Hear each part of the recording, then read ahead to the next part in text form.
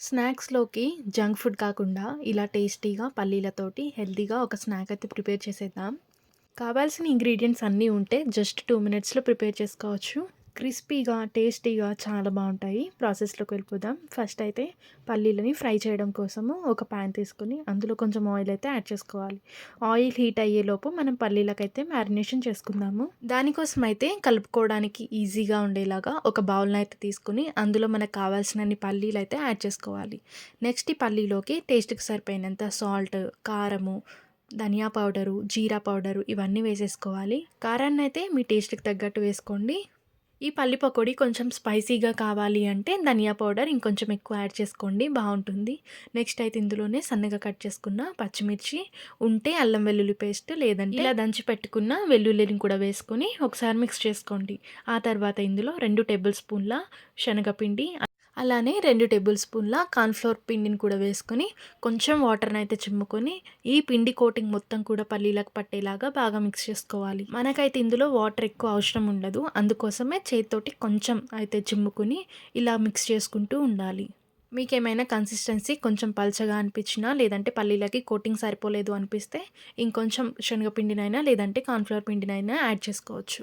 Next ఇందులోనే మంచి flavour కోసము కరివేపాకుని యాడ్ చేసుకోవాలి. మీకు తినేటప్పుడు కరివేపాకు డిస్టర్బెన్స్‌గా ఉంది అంటే ఇక్కడ మీరు కరివేపాకునైతే స్కిప్ చేసుకోవచ్చు. నెక్స్ట్ కరివేపాకుతో పాటు ఈ పల్లీలన్నిటిని కూడా ఒక్క నిమిషం పాటు చక్కగా మ్యారినేషన్ చేసేసి ఆ తర్వాత వెంటనే మనము ఆయిల్‌లో అయితే ఫ్రై చేసుకోవచ్చు. నేను వీడియో క్లిప్‌లో చూపించినట్టుగా పల్లీలకి కోటింగ్ అనేది పర్ఫెక్ట్‌గా సెట్ అవ్వాలి. అప్పుడే మనకి టేస్ట్ బావుంటుంది.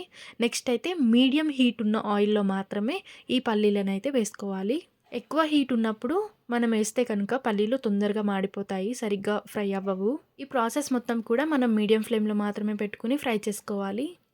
అప్పుడే పల్లీలు లోపల వరకు కూడా చక్కగా ఫ్రై అవుతాయి. పల్లీలు వేసిన వెంటనే వాటిని కదిపేయకుండా ఒక నిమిషం పాటు ఫ్రై అవ్వనిచ్చి ఆ తర్వాత మనము ఇంకొక పక్క కూడా చక్కగా ఫ్రై చేసుకోవాలి.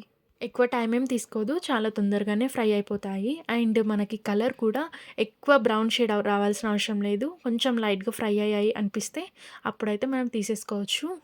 ఎవరికైతే శనగపిండి పడదు అని అనుకుంటారో వాళ్ళు శనగపిండి ప్లేస్‌లో ఇంకొంచెం కార్న్ ఫ్లోర్‌ని కూడా యాడ్ చేసుకొని ప్రాసెస్‌నైతే కంటిన్యూ చేసుకోవచ్చు. మనమైతే ఈ స్నాక్ ఐటెమ్‌ని ఒకేసారి ఎక్కువ క్వాంటిటీలో కూడా ప్రిపేర్ చేసుకొని ఒక 1, 2 మంత్స్ వరకు ఈజీగా స్టోర్ చేసుకోవచ్చు. చక్కగా ఈవినింగ్ స్నాక్ లాగా లేదంటే అన్నంలో మంచింగ్ లాగా కూడా బావుంటుంది. వీడియో క్లిప్‌లో చూపిస్తున్నట్టుగా కొంచెం బ్రౌన్ షేడ్ వస్తే సరిపోతుంది. మనమైతే వీటిని తీసేసుకోవచ్చు. నెక్స్ట్ అయితే ఈ పల్లీలకున్న ఎక్స్ట్రా ఆయిల్ రిమూవ్ అవ్వడానికి టిష్యూ పేపర్‌లో అయినా లేదంటే ఏదైనా న్యూస్ పేపర్‌లో అయినా ఫస్ట్ పల్లీలను వేసుకొని ఒక 10 మినిట్స్ పాటు ఉంచేసి ఆ తర్వాత మనం సర్వ్ చేసుకుంటే ఎక్స్ట్రా ఆయిల్ అనేది రాకుండా ఉంటుంది. దీంట్లోకి మనము సన్నగా కట్ చేసుకున్న ఆనియన్స్‌తో సర్వ్ చేసుకుంటే చాలా బావుంటుంది. క్రంచీగా, టేస్టీగా అండ్ హెల్తీగా ఉండే ఈ రెసిపీని మీరు కూడా ఖచ్చితంగా ట్రై చేసేయండి. అంతే గాయ్స్, ఈ వీడియో నచ్చితే ఒక లైక్ చేయండి, షేర్ చేయండి, సబ్స్క్రైబ్ చేసుకోవడం మాత్రం అస్సలు మర్చిపోవద్దు. మళ్ళీ నెక్స్ట్ వీడియోలో కలుద్దాం. Bye bye.